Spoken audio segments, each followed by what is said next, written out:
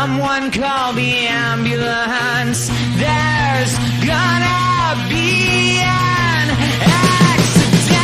I'm coming up on infrared.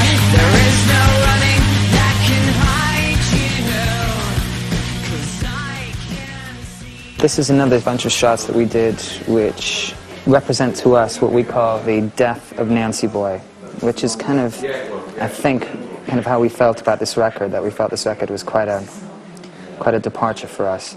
And this is actually taken in Studio 2 of RAC, where we did most of the album. And it basically involved getting my friend Steve, who's a drag queen, to come to the studio, and then we bludgeoned him to death with a guitar. Quite morbid, of course, but it's kind of a form of catharsis for us, I suppose. To sort of kill what you're most famous for.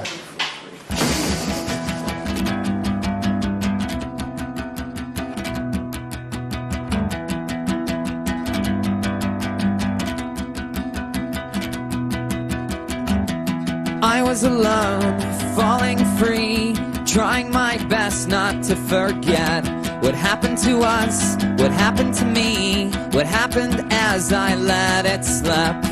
I was confused by the powers that be, forgetting names and faces. Passers-by were looking at me as if they could erase it. Baby, did you forget to take your pills? Did you forget to take your pills? When you make a record, it's gonna be a while before people hear it, before there's a response from it. And you, in your mind, artistically, you may be already, you know, a year ahead, or, you know, or in a different place artistically as soon as this record's come out, because you've made something, you know, and then it's done, there you go, you know, to move on. But with live, it's kind of the physical rush of collective euphoria and an emotional exchange between a small group of people and a much larger group of people. So you can imagine when it's going really, really well, what we get back. And sometimes you feel the adrenaline rush, you know, just rising up from your belly through to your chest, you know, and you really think you're going to pass out.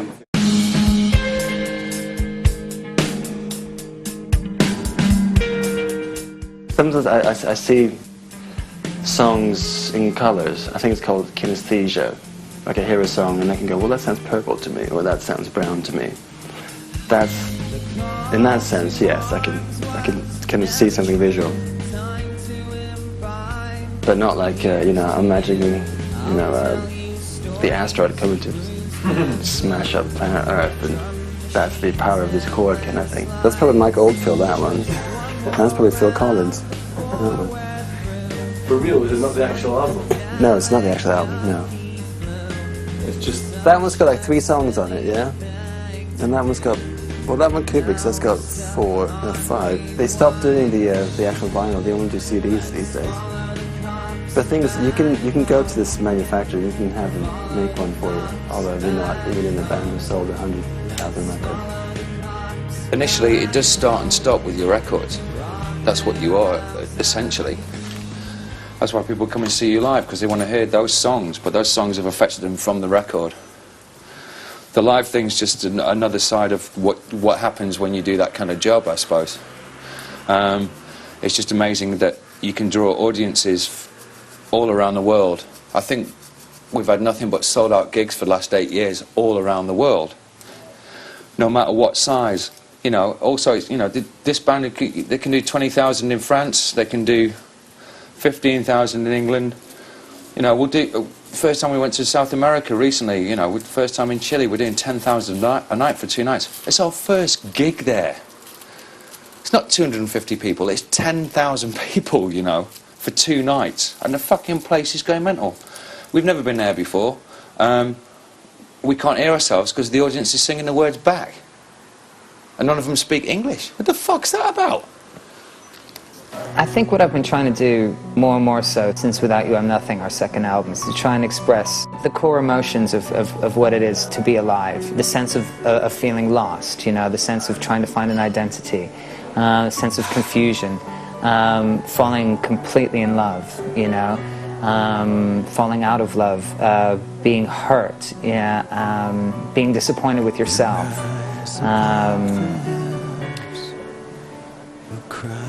But what I've been trying to do is to try and refine that, you know, with each record, and try and say it in more and more simple ways, you know, in more and more direct ways. And I don't know if this makes any sense. I think to a certain degree, perhaps the songwriting has gotten a little bit more sophisticated, but what's coming across is more simple. I've been trying to use less words to communicate grander themes. Stroke.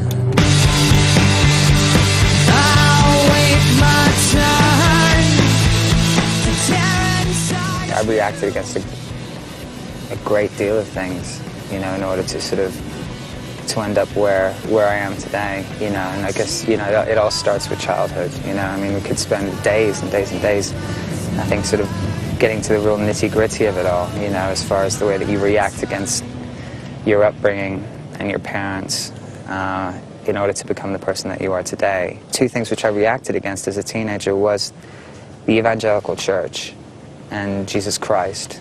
And then I wanted to prove as well to, you know, to my father, I guess, that, you know, that there was a future in this. I just knew that at some point I would be on the stage. And for a long, long time I was as an actor in my mind. But when I was like 16, I started to play guitar, and that started to become much, much more important in my life. But I don't know if it's just silly, if it was just blind faith, childhood dreams, and, you know, or just, you know, necessary delusion, you know, that kind of brought me to that point where you just tell yourself continuously that you know it's going to happen. And so in those terms, what you said about is doing, as you said about as you get older, is like burning bridges behind you so that there is no way back, you know, so that you have no other choice than to kind of make it work. I was in the Boo Radleys at NK class, so I was doing like shoegazing, Dinosaur Junior rock, and then going off, and then in Liverpool, and then driving over to Manchester and taking ecstasy and being with K class and doing dance music in the Hacienda. What a whore. I spent 2.5 years on the dole after Goldsmiths College, determined not to get a job, you know, until I got a record deal.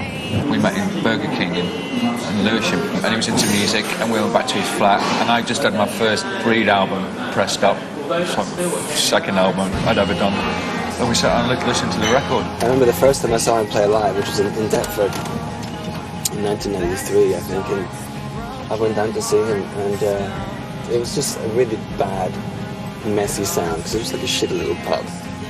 But what cut through was his vocals, and I thought, this is really cool, I can actually hear what he's singing. And he's coming through the whole, it was kind of like a Nirvana, acoustic, distorted, you know, mess, basically, at that point. Acoustic guitar, and I'd be playing bongos. Our first band was called Ashtray Heart, from the Beefheart song. You use me like an ashtray heart. And then after the show, I went up to him and said, listen, you know, do you want a bass player? Let's play together. It was I suppose, quite a dark period, and that's kind of where the whole first record kind of came from. Trying to not to get beat up after leaving the pub, kind of thing, and, you know, bringing a bag of socket chips back to his flat, and trying to write some songs. I think we're lucky, you know. I think we came in the back of 1995, 96. And we just sort of crept in at the back end of Britpop and did something different. We're in a lucky position where we could just basically hold up, you know, our demands and say, this is what we want. Who can give us this? So we ended up landing a really, really good deal. Bands can't do what we did now because it's just changed so much in 10 years. So fucking much. It's right here. We arrived.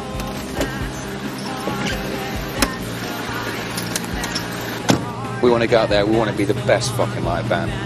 Not just in Britain, but, you know, in the fucking world. And I think we're getting there. I mean, U2, when they first started out, all they did was fucking tour America. And they toured. By the time they finished touring one end, they had to go back. Just like the fucking San Francisco Bridge. You finish painting it, you get to one end, you got to paint it again. That's all they did. Went around the States. Because it's easy to tour, but if you don't go back there for a fucking year or so, people forget. There's too much stuff, you know. but it takes graft. There's a great deal of improvement to be made, you know. Can be tighter, can be better performers, you know, better musicians, better at connecting with each other when on stage. Basically, the motto for this album has been, we must try it.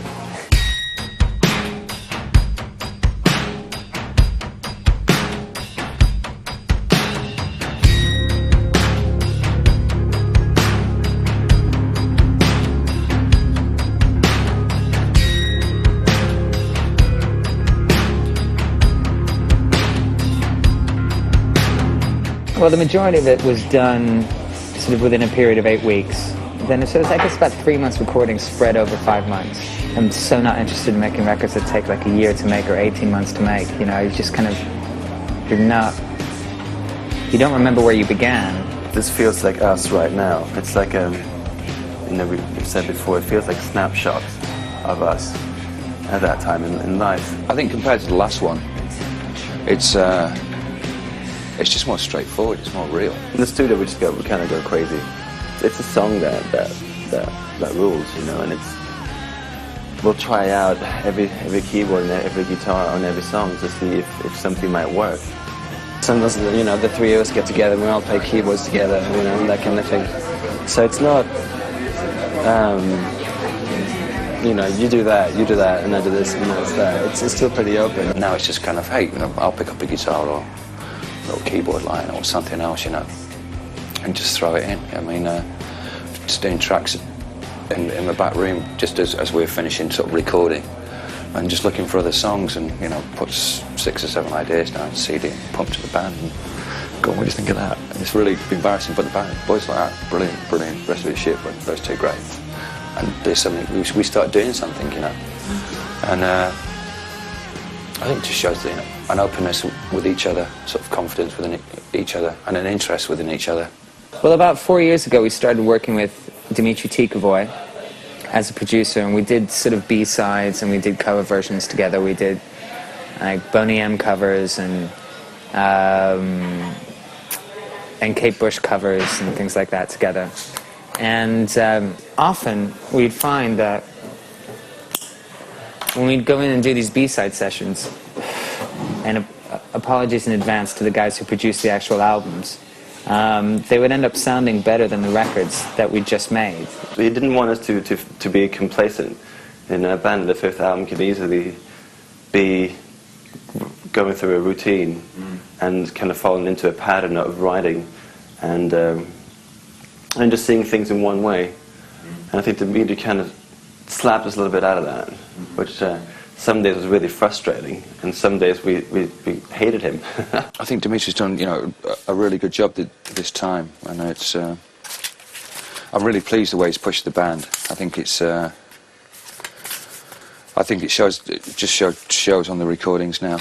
Just like no, sort of play it, work it out even more. Sort of think about it even more. Get your parts together, like right there and then, and play them. You know, come on, use your brain. We come in with a song and we like the way it sounds. Dimitri will come and say, but no, let's see it from this angle or that instrument. We kind of let ourselves be open in that way. We let ourselves to be that vulnerable, you know, to have our songs fucked with. We went into the studio thinking it was going to be much more electronic and much more sequence-based, but it actually comes out sounding a bit more like our first 2 albums in the sense of, you know, this. It's just basically drums, bass, guitars, and piano. The thing about the band is that there's no fixed roles when it comes to the studio. And when it comes to the studio, the only people who record and put stuff down is the band as well. You know, we don't have producers playing anything on there, we don't have Bill playing anything on there. It's a 3-way thing, but it's still the nucleus of the band. I never really thought that so many people would want to listen to me trying to understand the world, which I guess is kind of what I'm kind of doing in the lyrics. Me trying to understand myself and trying to understand my place in the world. And I guess I still feel quite uncomfortable about my place in the world. Otherwise, I'd probably be writing gospel music or, you know, doing some, you know, writing things that were sort of more euphoric by nature or, you know, less questioning by nature. With this album, we kind of reached a point where the music is doing the talking, and it doesn't feel like we have to go out there and shout from the rooftops and sort of just try to show off or try to impress people anymore. We kind of did that for a long time, and in the way that we dressed, and the way that we behaved, and the way that we were speaking in the press. It was really a case of, come on, man, just listen to us. We're not just Vespa, we're not just Pure Morning, and we're not just these transvestites, this faggot of a band. We are a proper musician, writing really good songs. I want to write about sort of why does love end? Why does love disappear? Why can I be surrounded by people and still feel completely alienated? Why do I feel like this? And why do I need certain things in order to get me through the day? Why does my lifestyle affect my relationships? Why, these things. Why am I so confused? And why doesn't, as you get older, why doesn't it get easier? And just, stuff like that. Something we've pursued over the albums is to try and have emotional content, rather than just a track. And we write what we feel, and then we play that, and that's basically it. It's a conveying of emotion, and a conveying of feelings. It's a good song if you can strip it down to a complete skeletal form and play it on one instrument, an acoustic guitar, a piano, and a voice, and it still comes across, then it's a good song. If you can write a song and you have to wait 6 years for it to actually be recorded and mixed, and it still completely levels you, it still has a huge emotional impact on you, then you've written a great song. Once it's finished as a track, it's kind of done. You don't actually spend that much time with it personally. You just go through the whole process of making it come together. But you never really have time to sort of stand next to the thing you've made and go, and all this kind of thing. It's instantly just sort of taken away from you. And it feels now, it's like, it doesn't feel like ours anymore. It's kind of, it's out there now. It's going to be for the public. It's the thing, and it becomes something separate again. Because that's the whole thing. Because if you can feel them yourself, and if they have a place in your heart, then that's why you put them out. Because if you feel them, then someone else can feel them. I don't know if you call it alchemy or whatever. Just all the elements really coming together at the same time, and at the right time, in order to make this what I believe to be our strongest record so far. And our most immediate record, our most direct, and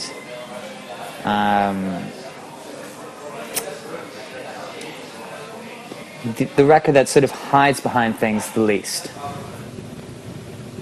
I just want us to be important, really.